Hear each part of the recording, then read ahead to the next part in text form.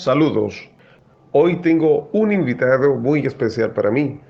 Es mi hijo Samuel Aarón. Le ha interesado mucho estos temas que he venido tocando sobre la época del racionalismo y su conexión con el ateísmo, con los teólogos liberales y las religiones modernas llamadas cristianas que salieron en ese periodo. Esas religiones son los mormones, adventistas, los testigos de Jehová y unicitarios o solo Jesús. Despiertan interés para él debido a que está en la universidad y en ese ambiente intelectual, pues le es frecuente tener tertulias, conversaciones con personas incrédulas, ateas. Ahora, le cedo la palabra para que los salude y nos presente su inquietud. Dios te bendiga, Samuel. Bienvenido. Primeramente, gracias a Dios y gracias, papá. Un saludo muy especial para todos los escuchas del programa. Que Dios les bendiga y les guarde mucho. Ya que he estado atento a lo que se ha venido hablando en estos últimos programas de ese tiempo de la historia conocido como la época del racionalismo, veo que fue una época muy convulsionada y confusa, cosa que se prestó para dudar muchísimo de Dios. Ahora bien, la duda que tengo y la pregunta es la siguiente. ¿Cuáles son las evidencias que tiene para afirmar que los teólogos liberales fueron influenciados por los ateos? Gracias, querido Samuel. Me preguntas cuáles son las evidencias que tengo para afirmar que los teólogos liberales fueron influenciados por los ateos. Respuesta: acudir a la historia. Los libros de historia universal que tocan esos puntos nos dan luces y sobre todo en los libros de la historia de la iglesia. Eso no tiene mucho esfuerzo para detectar en qué fecha surgieron los teólogos liberales. Ubiquemos en la historia cuándo apareció con todas sus fuerzas el ateísmo. El ateísmo apareció en la época del racionalismo. El racionalismo se desarrolló durante los siglos XVII y XVIII y su autor más destacado fue René Descartes, quien nació en 1596 y murió en 1650. Su célebre expresión, pienso, luego existo, representa cabalmente los postulados metafísicos del racionalismo, aunque también lo desarrollaron en gran medida autores como Spinoza y Pascal. Esta corriente se opone al empirismo, ya que esta última puede llevarnos al engaño y a la confusión de nuestros sentidos. Entonces, ¿qué es el racionalismo? El racionalismo es un movimiento filosófico que promueve a la razón como principal facultad de conocimiento. Surgió en la Edad Moderna, específicamente en la Europa de los siglos XVII y XVIII, y se suele considerar como el movimiento contrario al empirismo, para el que la sensibilidad primaba por sobre la razón. Ahora pregunto, ¿cuándo apareció la teología liberal? Respuesta: la teología liberal fue un movimiento que cuestionaba la autoridad de la tradición cristiana y que influyó fuertemente en el cristianismo desde mediados del siglo XVII hasta la década de 1920. Esa es mi respuesta, mi querido Samuel. Adelante. Entiendo. Ahora, si no es mucho pedirme, ¿podrías explicar la relación que existe entre el ateísmo con los teólogos liberales? E incluso, en últimas instancias, con estas cuatro religiones modernas llamadas cristianas como lo son los mormones, los adventistas, los testigos de Jehová o los unicitarios, que también son conocidos como solo Jesús. Bueno, como a la generación actual, a pesar de tener tanto acceso a la información, cosa que añorábamos las generaciones pasadas, no están inclinados a la investigación, mucho menos a la lectura. Con solo leer por sí mismo lo que decían los ateos de la época del racionalismo y los teólogos liberales, y por último, estas cuatro religiones modernas que recién mencionaste, pues verían que están conectadas, tienen relación en muchos casos en el mismo discurso.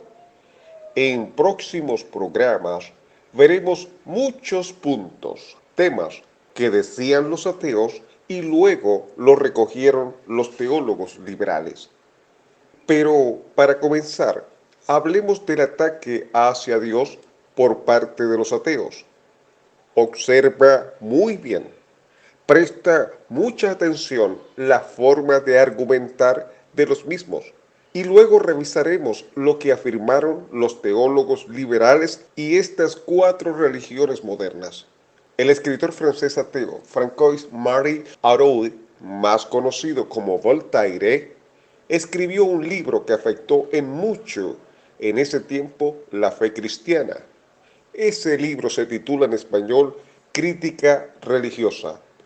Es a Voltaire que se le adjudica aquella afirmación que dice, cito, en 100 años después de mi muerte, la Biblia habrá sido eliminada de la existencia. Fin de la cita. Hay que entender el contexto histórico para tener una mejor comprensión de este acerto, de esta aseveración hecha por Voltaire.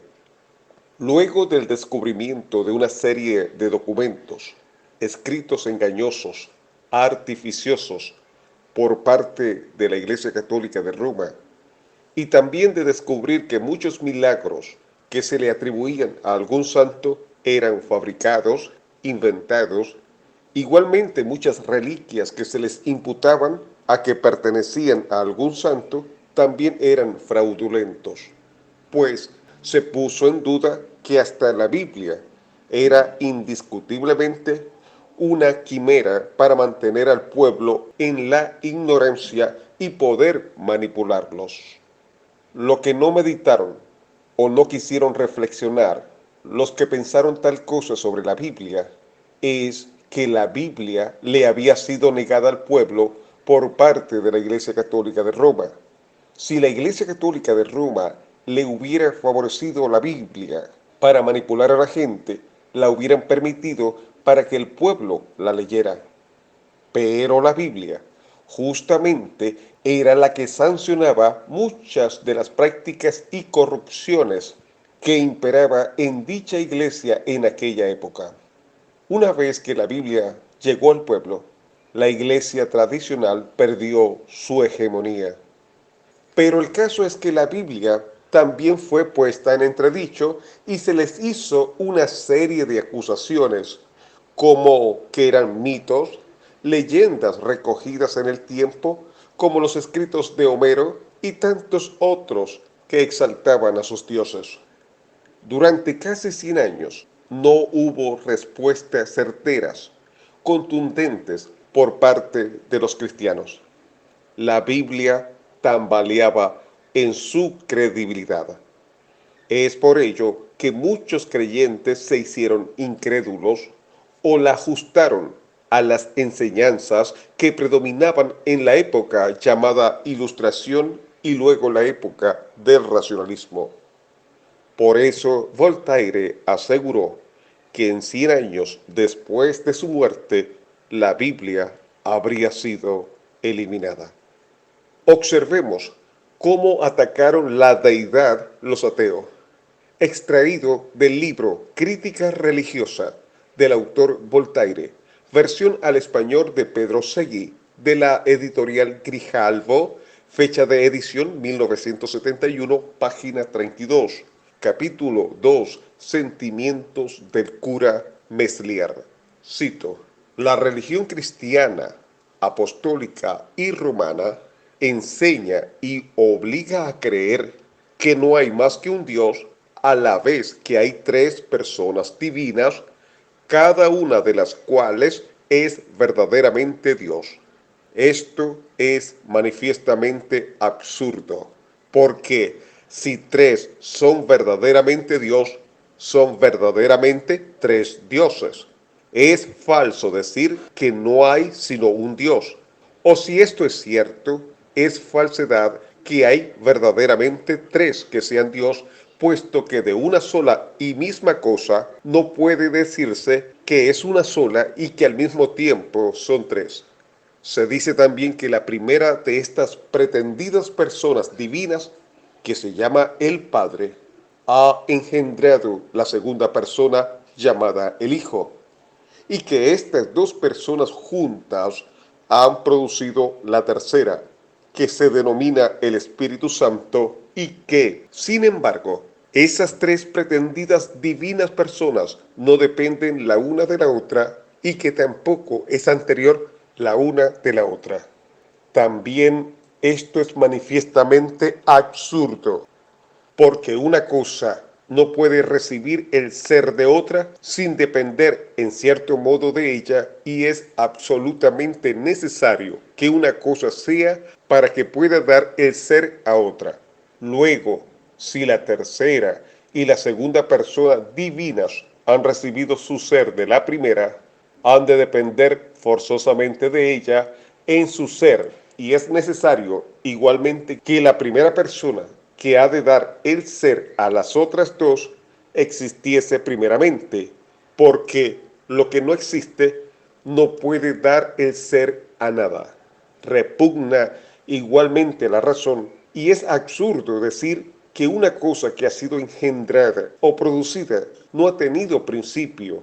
Sí, como dicen los cristícolas, la segunda y la tercera personas han sido engendradas o producidas, han tenido forzosamente un principio, y si han tenido principio y la primera persona no la ha tenido, por no haber sido engendrada ni producida por otra, se interfiere necesariamente que una de ellas ha precedido a las otras. Fin de la cita.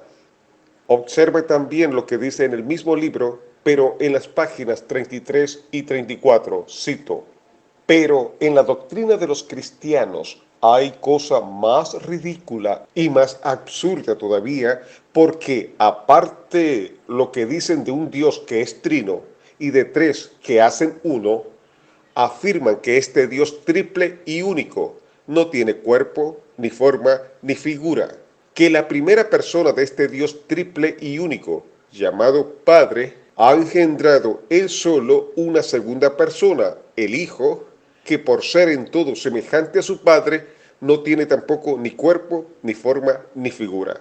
Si esto es cierto, ¿qué razón hay para que el primero se llame Padre y no Madre, y para que el segundo se tenga por hijo y no por hija? No teniendo ni cuerpo, ni forma, ni figura, ¿en qué se le distingue el sexo? Pero los cristícolas insisten en que los dos son varones, que el uno es el Padre y el otro el Hijo, y que juntos los dos han engendrado el Espíritu Santo, que tampoco tiene ni cuerpo, ni forma, ni figura. ¡Qué inescrutables galimatías! Fin de la cita. Primero notemos que esta forma de argumentar en el libro Crítica Religiosa de Voltaire no es tan racional o ilustrada como presumen. Se nota lo visceral y cometieron un error craso en desconocer que la palabra uno tiene más de una interpretación si nos basamos en la ciencia, claro está, cosa que presumían, se jactaban los ateos en que estaban hablando. El uno tiene más de una interpretación, pero aquí cometieron la falacia del equívoco, es decir, darle una sola interpretación a la palabra uno sin tomar en cuenta el contexto. Ahora, podemos demostrar que los teólogos liberales se alejaron de la doctrina de la Trinidad que vino desde el nacimiento de la Iglesia. Tradicionalmente, tradición desde el punto de vista bíblico estoy hablando, La doctrina de la Trinidad había permanecido incólume, firme hasta ese momento. Mire lo que dice en el libro Breve Historia de las Doctrinas Cristianas del autor Justo L. González por Abingdon Press, fecha de edición 2007, página 97, cito: en Nueva Inglaterra, esto dio origen al unitarismo y la iglesia unitaria. En Alemania y otros centros teológicos, muchos teólogos liberales se deshicieron por completo de la Trinidad, la relegaron a un nivel de importancia secundaria o la convirtieron en un símbolo de realidades más profundas. Hegel, por ejemplo, vio en esa doctrina la expresión del interno y constante obrar de la mente, es decir, las tres personas serían la tesis, la antítesis y la síntesis, que están presentes en todo pensamiento. Fin de la cita. Observa lo que dice este otro autor. Libro La Reforma en Inglaterra, volumen 1, por J. H. Merle de Aubinet. Traducción al idioma español por Pedro Guzmán Reina. Título en español: Una introducción a la cultura cristiana. Introducción, página 3, cito: Jean Henry pronto mostró un gusto por las actividades académicas. Ingresó a la academia de su ciudad natal, más tarde llamada Universidad de Ginebra, completando lo que ahora se llama un curso de bachillerato en artes, y luego ingresó a la Facultad de Teología. Desgraciadamente, los profesores de la facultad estaban fuertemente inclinados hacia el unitarismo y la doctrina evangélica había sido abandonada en gran medida. Era el año de 1816. Repito, era el año de 1816 aproximadamente. Frédéric Monod, quien fue compañero de estudio de Merle de Aubinet, ha dejado constancia de que el unitarismo, con toda su influencia escalofriante y todos sus apéndices que destruyen el alma, era la única doctrina enseñada por nuestros profesores. Para mí, durante los 4 años que asistí a la Facultad de Teología de Ginebra, como parte de mis estudios, no leí un solo capítulo de la Palabra de Dios, con la excepción de unos salmos, exclusivamente con el fin de aprender hebreo, y no recibí una sola lección de exégesis del Antiguo Testamento o del Nuevo. Fin de la cita. Puedes ver la relación entre los ateos y los teólogos liberales. Los ateos atacaron la doctrina de la Trinidad y los teólogos liberales la secundaron, rechazando la Trinidad y volviéndose unitarios. Los unitarios atacan a los trinitarios de haber recibido esa doctrina de Constantino y Atanasio, cosa que se ha refutado un sinfín de veces, porque si hubiera sido cierto, no habrían documentos anteriores al Concilio de Nicea que hablaran de la Trinidad. Pero la realidad es abrumadora, pero no encontramos evidencia en los cristianos prenicianos que nos hablen del Dios unitario o unipersonal. Al contrario, siempre fue un escándalo en la iglesia y tildado de herejía. Los ateos dijeron de la Trinidad, abro comillas: esto es manifiestamente absurdo, porque si 3 son verdaderamente Dios, son verdaderamente 3 dioses. Es falso decir que no hay sino un Dios, o si esto es cierto, es falsedad que hay verdaderamente 3 que sean Dios, puesto que de una sola y una misma cosa no puede decirse que es una sola y que al mismo tiempo son 3. Cierro comillas. 2 de las religiones modernas pseudo-cristianas adoptaron este punto doctrinal traído por los ateos y pasado a los teólogos liberales. Estos son los testigos de Jehová y los unicitarios o solo Jesús. Usted escucha a un unitario o unicitario y dicen lo mismo que los ateos. Abro comillas. Uno es uno. Uno no es dos ni tres. Cierro comillas. Que eso no se comprende, porque si tres son verdaderamente Dios, son verdaderamente tres dioses. Eso es politeísmo. Así dicen y hablan, y así lo escuchamos. Eso es prueba fehaciente que los teólogos liberales, los testigos de Jehová y los unicitarios o solo Jesús adoptaron el mismo argumento de los ateos. Además que ellos aparecieron justamente en la época del racionalismo, cuyo lenguaje, argumentación predominaba en la época.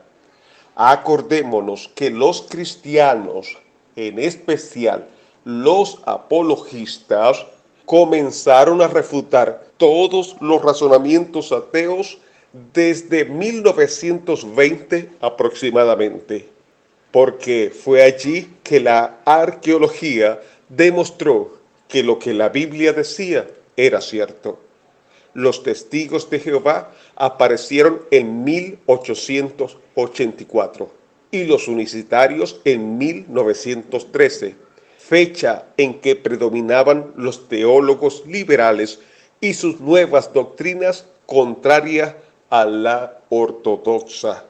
Luego sus fundadores se jactaban diciendo que ellos venían a traer el evangelio que se había perdido con la muerte de los apóstoles. Pero la realidad es que al ver sus puntos doctrinales eran nada más y nada menos que un amalgamiento, una fusión según el criterio de sus fundadores y tomaron a sus conveniencias lo que creyeron que era cierto de parte de los teólogos liberales y los ateos. Eso era simplemente una adaptación al pensamiento del momento. Nosotros sí podemos acusar con evidencia que los testigos de Jehová y los unicitarios adoptaron una creencia pagana, y lo irónico de las cosas es que lo tomaron de los incrédulos, de los ateos. La doctrina unitaria surgió en la teología liberal. La historia lo corrobora.